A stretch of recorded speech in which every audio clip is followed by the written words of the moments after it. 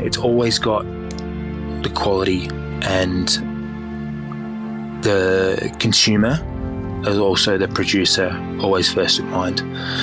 So it's always, we pay more for our fish than anyone else in the industry in South Australia, because we want the best and we know how hard the fishermen work. This is the Deep in the Weeds podcast.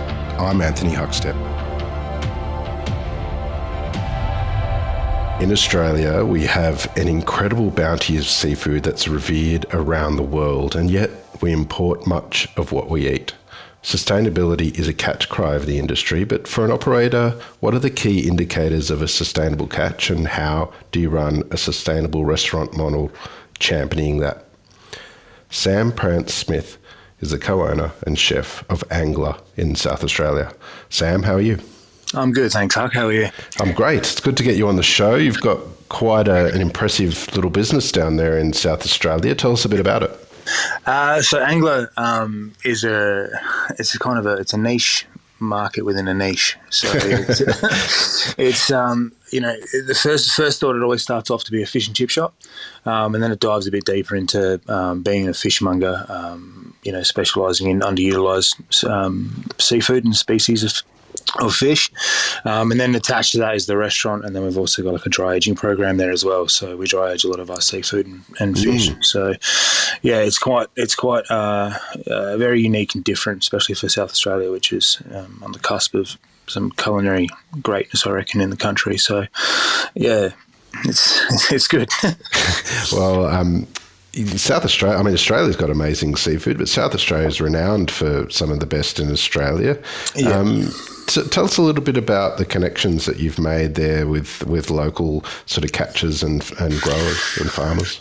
So basically, when Angler started, I was looking for a supplier who actually was only dealing with South Australian produce, like you said, because we have some of the best seafood in the world, to be honest. And so the journey started just to try and dot the I's and cross the T's to find someone who was actually doing it. And then we managed to come across Fair Fish, which is a co-op made of fishermen, which is the only one which is sustainable in South Australia. So we started to work really closely with them to work out where their suppliers were coming from, and the traceability of seafood, which was my biggest hurdle to come through, because you can get fish from anywhere, but then to find out where it came from and what waters it came from and who caught it was just it was just too difficult for your average a wholesaler to tell you. Like they could give you like a roundabout reason of like, oh yeah, it's out of Bass Strait. It's like, okay, whereabouts in Bass Strait, or whereabouts in Corners Inlet, so it was really, really difficult. So in South Australia, I wanted to know where it was in South Australia, so we've got Wallaroo, we've got Coffin Bay, we've got Streaky Bay, and then we've got all the way down to Fleurieu as well, so having that, and then they had the process already there. So it was virtually, then it was just talking to the fishermen. And then so finding out from the fishermen what fish they could catch. And it's quite challenging because, we have a few which come off of Kangaroo Island. And people think commercial fishermen are, they've got these big rigs, it's a 6-man operation or whatever, it's actually not. There's a couple of fishermen outside of Kangaroo Island who, there's one guy called Mike Fuchs who, he still has just a 10-foot tinny and he has oars.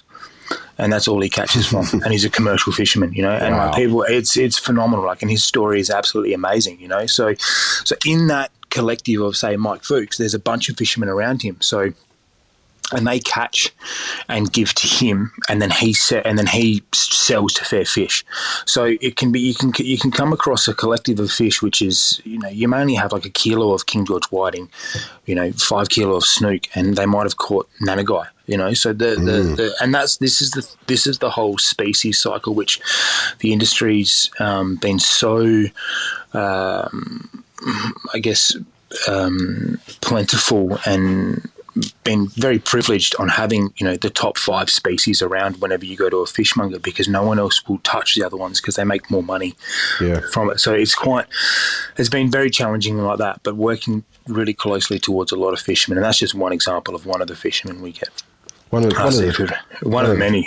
So, one of the things that you do is sort of champion underutilized species. What's the benefits of doing that for what you do and also for the consumer? And is there some that you could highlight?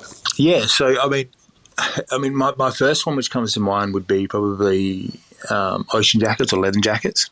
They're very underutilized, and they've probably got the most benefit for flavor profile and price point from a consumer point of view, especially with the whole, cost of living and everything going up there. Like it's underutilized seafood and fish is absolutely, we should be looking at that more than anything.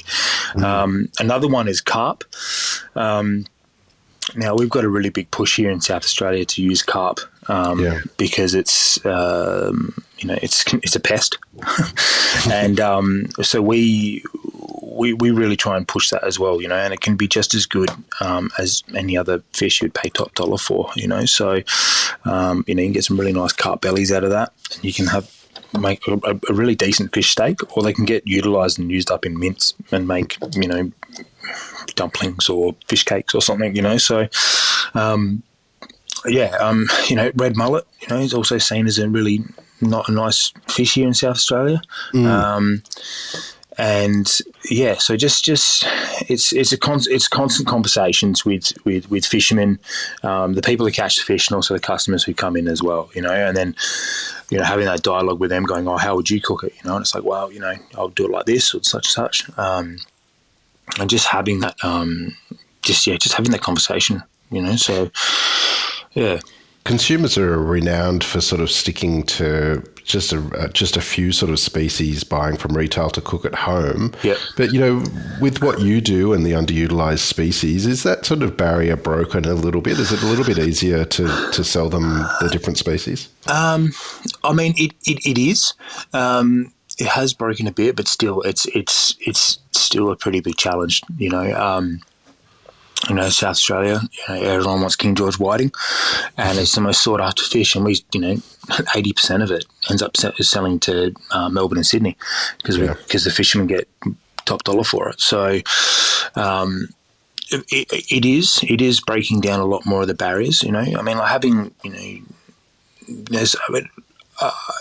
growing up, I didn't eat too much King George whiting, so I never really saw the fascination for it, and I still don't, Like, I mean, I love the fish. Don't get me wrong, but I find that I just think there's just so many other nicer fish out there than King George whiting, and having people who come in and go, they'll specifically come in and ask for King George whiting, and yes, I'll have it. But then I'll say, yeah, have you tried this? And they'll go, no, I haven't. I said, well, maybe you should give this a go. And then next time they come in, they go, wow, that was fantastic. So do you want a King George whiting, or do you want to go to your blue throat wrasse, or a nice piece of redfin out of the estuaries in the Coorong? And they'll go, oh, no, I'll try this today. I'll go with your recommendation. So it's just that conversation you got to have with. It's very. It's difficult because it's so, like, being in the seafood side of things as well, it's so transactional, and you kind of got to create an environment which is quite warm. And with the shop attached to the restaurant, it's a lot more inviting than just a transactional piece. But having those conversations with people is just really, really. It's good, like you need to engage with them for them to understand a lot more, So, it is changing. The landscape's changing, and I think COVID's done a lot of that as well to find out where their product comes from and where their produce comes from. I think it's absolutely paramount. So, but we don't look at the seafood industry as like we do with every other industry. Like, there's so much information out there around about the milk and dairy, the vegetables, is it organic, is it not, the chicken, but there's nothing about the seafood industry. And that's the one thing which was really bothering me. And I wanted to know what I could do differently in the industry, with a chef background to try and make it a bit more consumer friendly. Well, I want to explore what you are doing there in a little while, but Yep. take us back to when you were young. What sort of role did food play in your family growing up? My my mum was my mum is a really good cook, and I did have a lot of time off as a kid through schooling because I had a few operations on my ear. I was born premature and had to have a few operations, and so I did have a lot of time off at school. And I remember baking a lot as a kid, and I used to bake my doctor's cakes all the time, and that was probably my first. Wow. Yeah, that was probably my first introduction into cooking, and then I remember getting a cookbook for I think it was my 12th birthday, and then it kind of just sort of started from there. That was it, really. It was just, my whole family's been obsessed with food. My grandparents, my aunties, my uncles. My auntie was a chef for many years. But yeah, our family just saw food as so precious, and and we just spent a lot of time around food as kids, and yeah. Tell us about sort of those first steps into the industry. What were they like, and where did you get your start? So I wasn't much of an academic at school. So I ended up just getting I started doing work experience at the Lenside restaurant in South Australia, which was probably at the time top 3 restaurants in Australia. Had won numerous amount of awards in the 90s and early aughts. So Yeah. and that was that was in the family as well. So my mum's cousin owned it. Wow. Yeah, so I actually was quite young when I stepped in. I was about 13 when I stepped in to the kitchen, and I just started just doing dishes and just basically kitchen hand work, and then I just turned into an apprenticeship. I just didn't want to go to school. I told my dad one day that I didn't want to go back to school, and he said, "Right, well, being the great dad that he is, said you've got a week to find a job, otherwise you're out." And little did I know to this day that he actually turned around and made a few phone calls and actually helped behind the scenes, because I ended up getting an apprenticeship there and started quite young. I was 15 when I started, and then I started my journey through there. It was a tough kitchen to work in at the high standards, off the get go, but it's carved me to the start of the carving of where I am today. So, who were the people sort of early on as you started getting your career on track? Yeah. Who were the ones that were really influential and mentors for you? A chef and dear friend of mine now, still to this day, is David Farmer. He took me under his wing I think I was a second-year apprentice at this stage, and he taught me everything I know to this day about native Australian cuisine. And this is back when native Australian cuisine wasn't even on the radar. This is years and years before anyone had seen a bush tomato. So he was at the forefront of it, and he taught me everything I know, and we still remain good friends today. So when I opened Angler, he was the first person I called and said, "I want you to come be next to me when we open." And he was a very, very big turning point in my career, and I wouldn't be anywhere without him. So he was one of my biggest ones through my apprenticeship stage. And then moving on, having your idols, who you go to work for, and get to meet them and speak to them and talk to them and understand their philosophy and how they think as well. So they end up playing a part as well in carving you into who you are today as well. So yeah. You had a chance meeting with Heston Blumenthal at one stage. What impact and what transpired from that? So there was my partner. It got me into this luncheon, which was in Sydney, and it was part of this gentleman's club. And I ended up getting tickets for it, so I ended up going and was talking to my now business partner, who's my auntie. We were both talking about it, and I just said, we got in, what do I say? And because you're around all these delegates, and they're all quite. I'm a chef. You know what I mean. I'm not a broker. I'm not. I'm no one. Like so. And my auntie just said, just ask him for a job. Just go flat out and ask him for a job. Go, what do I have to do to come work for you? And because that's going to catch his attention straight away. And then sure enough, he came around the table and I shook his hand and I and I said, what do I have to do to come work for you? And he said, he turned around and laughed, and he goes, so clearly you're not an investor. And I said, no, I'm not. But I'm a chef, and I love what you do, and I want to come and work for you. And so wow. He ended up. He just said email the Fat Duck and say that we met here, and my PA will tell me this, and I'll get you in. And then so wow. so a few months went by, and didn't really hear too much, and then I got this email out of the blue where he said it was yep, come over. We've got these dates available for you to come over and stage. So I ended up doing a stage for. Originally it was going to be for a month, but it ended up being 3 months. So basically just told my workplace at the time, and they were fine with it. They were happy with it. And then I just went over there for 3 months, and at that stage it was the top 3 in the world at the time. And so it was you're around the elite of the elite. And I'll never forget walking into that kitchen, and you'd introduce yourself, how you doing, and they'd be all you in the kitchen. You work with so many different nationalities and everything like that. And I was like, oh, so where have you come from? And they're like, El Bulli. And I'm like, oh yeah, right. And where have you come from? Oh, and this was just when El Bulli closed, like the year before. So it's like the whole kitchen was just full of just like El Bulli, Gordon Ramsay. And they're like, oh, where are you from? I'm like, oh, I'm from Adelaide. And they just go, where's that? And so they're like, oh, I'm from Australia. And they go, oh, Melbourne or Sydney? And I'm like, no, I'm from Adelaide. And they go, where's that? So I ended up just saying like, oh, it's like 8 hours, northwest of Melbourne. And I go, oh, right, okay, yeah, cool. So it was just, it was pretty surreal, and,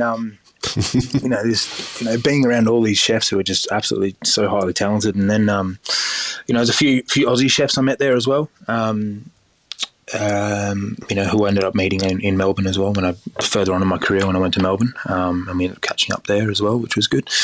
But I got along really well with Johnny Lake, and ended up meeting back up with him again when they came out to Australia. So he was the chef at the time, or exec chef at the time of the Fat Duck, and we got along really well. Ended up seeing him in Melbourne later on. So, yeah. Were there any dishes or techniques or experiences that you took from your time there? Yeah, 100%. Absolutely. I mean, the whole... like sauces. Like I'm a very big fan of sauces, and I think sauce ties everything. It ties a meal completely. We went through a big stage in cooking where sauce didn't really play a part, and I just didn't really find that. A lot of dishes didn't have a sauce, or it had something so natural with it. Where I feel like now we've kind of gone back to that whole sauce, and that sauce. A sauce is everything, so that was probably the biggest thing I picked up with that. But I mean, it's a different world, like, I mean, you're using, liquid nitrogen, you're using science equipment, we had to, to set the watches for the fob watch, which goes in the Mad Hatter tea, so that was a section I was on as well. So I'd do that from start to finish. So you'd start at 4 o'clock in the morning. And so you'd go and the first thing you'd do is you'd set the watches, but how to do that, you'd make your stock, and then you'd have to spin it in basically a RoboCoop, which has got you'd spin it because it's frozen, so you'd have to bash it up first, and then you'd put it into this RoboCoop, which has got this special filter in it, which will then separate the water from a frozen particle to the liquid. So you're removing the water without reducing. So it's quite, and then to that you'd have a percentage of liquid or stock to bring it back up to the right bricks and right viscosity, then to set it in the watches. So it's quite it's another level. It's really another level, but it was amazing. It was absolutely amazing. So, and there's just all these little techniques you kind of get along the way when you pick up in the kitchen as well, So, like this is one thing I never forget is like stacking a plate. You're in such a tight quarters. But what they would do is like to stack a plate for the they would have like rubber blocks and stack the plates on rubber blocks. Now, I never really seen that before.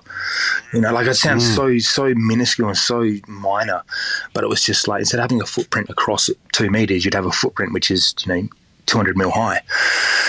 So it's just those little things, and everywhere you work, you'd pick up little bits and pieces as you go, and that was one thing I picked up. So then, when I was working in tight quarters, I'd have these like silicon rubber blocks which I'd set the plates up on and go, right, they're set, ready to go. There's 20 ready to go.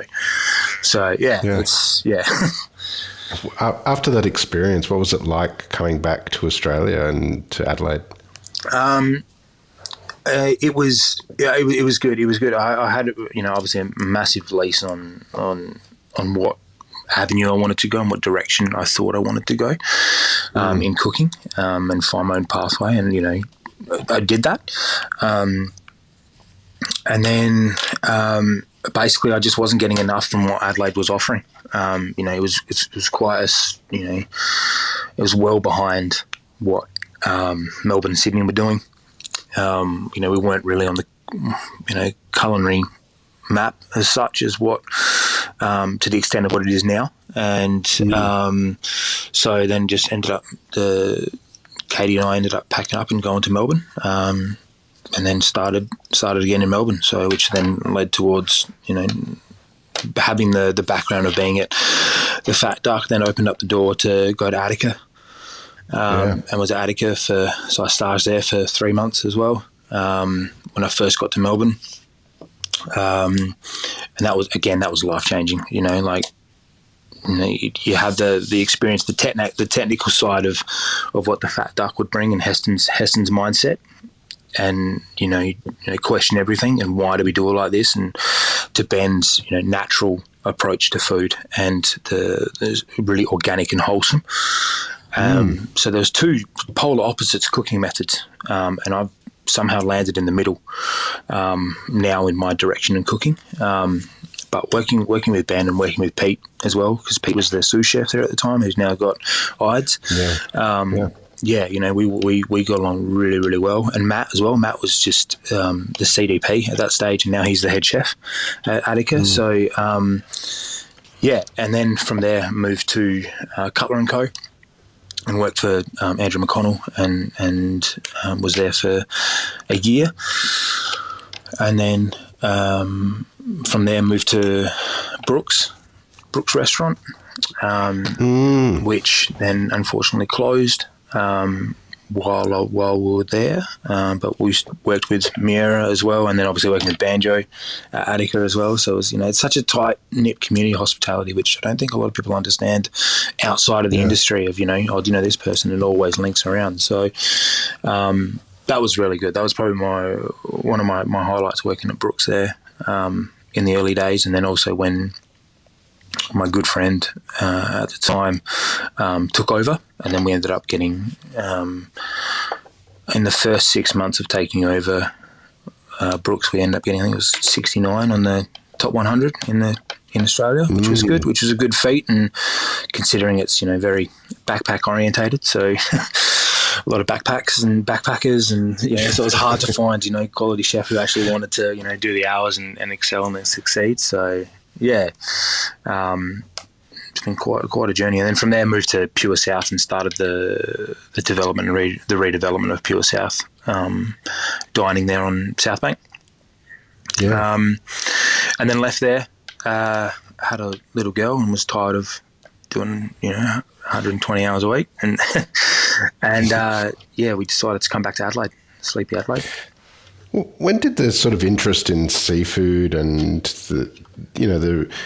there's a real art to cooking seafood as well. Yeah. Like, when did all of that begin for you? I think, I was put on, wherever I worked, like I said, at Cutler & Co, I was on seafood station. So, that started there.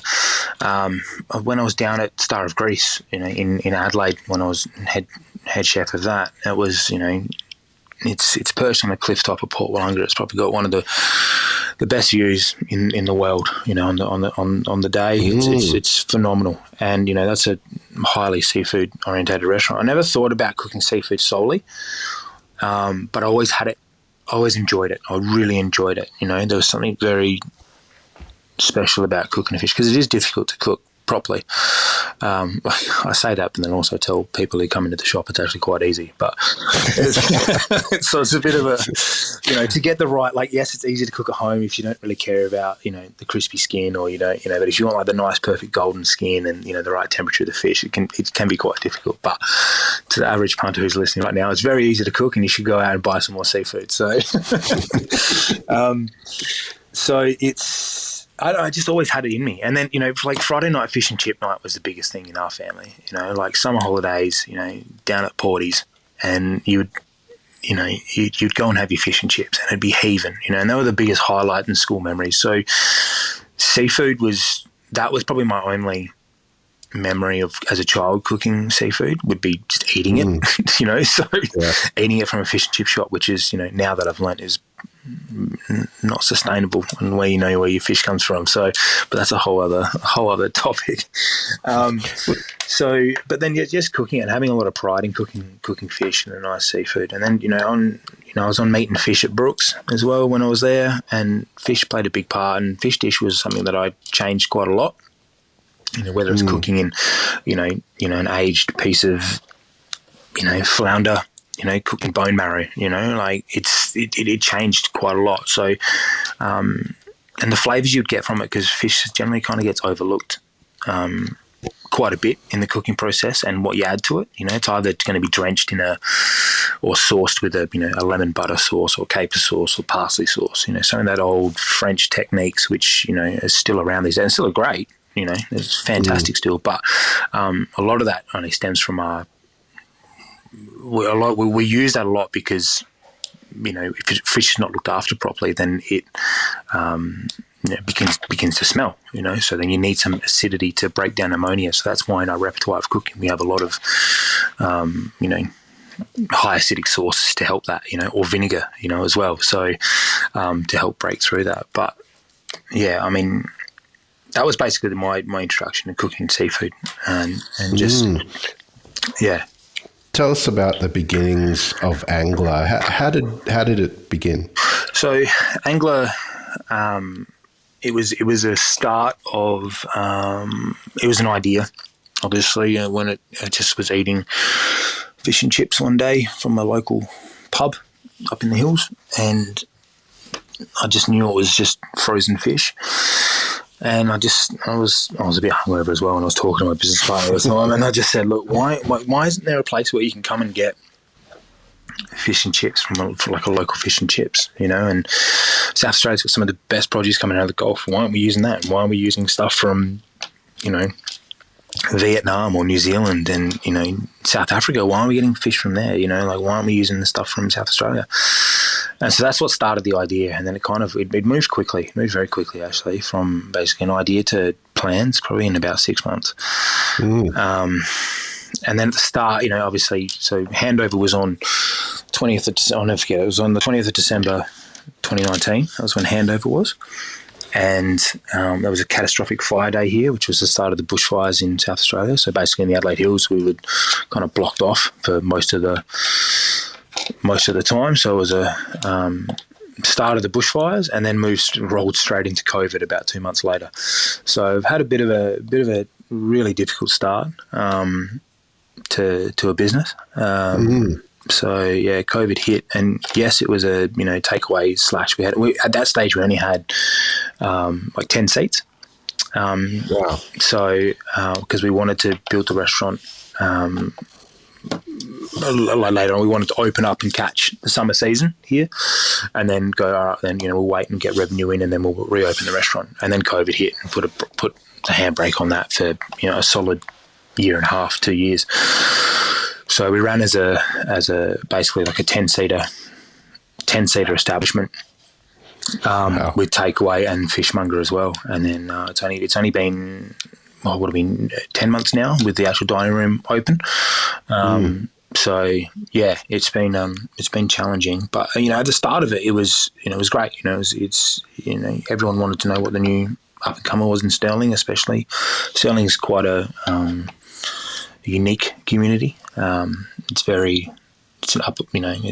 up there. It's with it's the most sought after suburb in South Australia. Right. So it's very nice area. I grew up in Stirling, so that's the reason why it was also in Stirling. And I remember, when I came back, I was like, I remember taking it for granted as a kid. That's for sure. I mean, mum and dad sold their house, the family home 20 years ago. So coming back to it was quite, a lot of nostalgia there. And then, talking to people, and I do still see people and parents who are, of kids I went to school with and everything like that, and which is good. But at the start, it was, everyone would come in and they would say, "Oh, can I get 2 bits of butterfish, 1 bit of flake, and you do like calamari rings?" And it's just like, no, unfortunately, sorry, I don't do flake. I don't do butterfish. And they're like, oh, right, okay, why's that? And I was like, do you know what butterfish is? And they just go, oh, it's shark, isn't it? Or flake shark. And it's like, oh, yeah, it is, but do you know what shark it is? And then having that conversation with them about it and going, look, you could be eating, an endangered species that's a highly, it's high on the radar that you're going to be eating endangered species. Nowadays, they call up and they go, "What's your catch of the day?" So it's taken a while, and that went on for probably a solid 8 months, and it was just that general just coaching and education throughout, and still is today. I'm teaching people where fish come from, what's the best way to eat it and cook it, and so. Your business partner is Mandy Prance. Yep. Tell us a bit about her and the dynamics and how you run the business together. So Mandy's, she's obviously my auntie, and she's always had a passion for food, loves food, and then we've always wanted to do something together for a long time, and then so now she runs back house, basically the financial, works on the business, everything, and then I work in the business. She's a very highly, she's very involved with fair fish as well now. So, so she's at the forefront of the actual fishing industry here in South Australia, and really pushing towards for that fisherman, or that young, that up and coming fisherman, to actually really make a name for himself and really changing the seafood industry here in South Australia, with not going the regular system of how it's been run for the last 40 years. 60 years, I should say. So there's a very, very good dynamic happening there. We every week we have meetings and catch up and how things going, and so it's, this is what we need to work on, these are our targets and everything like that, and but it's always got the quality and the consumer as also the producer always first in mind, so it's always, we pay more for our fish than anyone else in the industry in South Australia, because we want the best and we know how hard the fishermen work. So we pay most for our fish, and therefore, which means our fish prices will vary throughout the season, because we're catching and filleting in the seasons. So right now is the best time for King George whiting. Colder waters, for seafood in general, colder waters is the best time. So my prices will fluctuate throughout the season, So, and getting a good array of seafood as well. But on the other hand, it's also very difficult because some boats can't go out because of the weather. So it's very, very challenging side of things. But Man's really helps with that whole dynamic and understands the main target, what we're going for and what we want to achieve, and also has a lot of contacts with a lot of the seafood industry, and basically we're forging the way forward for the industry here in South Australia. You mentioned that as a kid you loved fish and chips on Fridays. What from now that you are cooking fish and chips as part of what you do, what makes a great fish and chips? A great fish and chips will always just come down to the fish itself, what fish you actually like to eat and how you cook it. So a thin bit of fish will always suit something with a fast cooking, so either a batter or a crumb. A thicker bit will always suit probably as an all-rounder. Depending on the fish and what I feel like. I'm a big fan of garfish. I love garfish when it's in season. You know, some states think it's used for bait, but here in South Australia we absolutely love it. And when we get a good run on it, it's fantastic. Between that, snook as well is another underrated species. Very similar to flathead, same pin bone structure and flake density as flathead. It's one third of the price, you know. So it's another really good entry point for someone who wants a nice fish to cook at home as well, but also not pay exorbitant prices, which flathead can come with. If I was going to go another flounder, I really like flounder, and Coorong mullet as well. Coorong mullet's probably one of my favourites.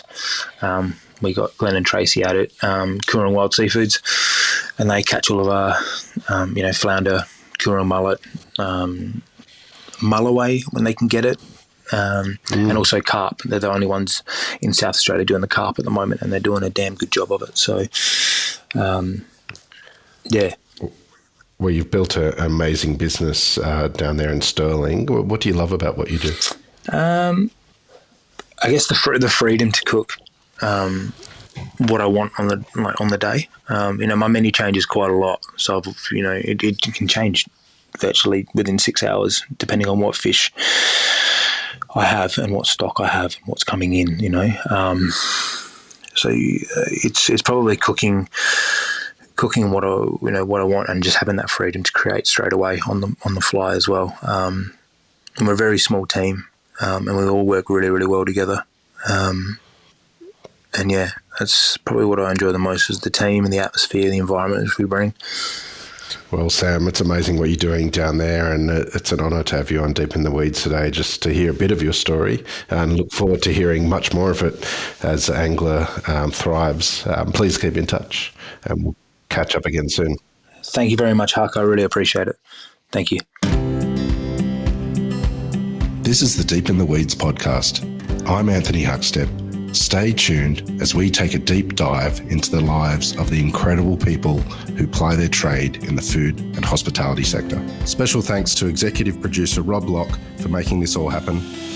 Follow us on Instagram at Deep in the Weeds Podcast, or email us at podcast@deepintheweeds.com.au. Stay safe and be well.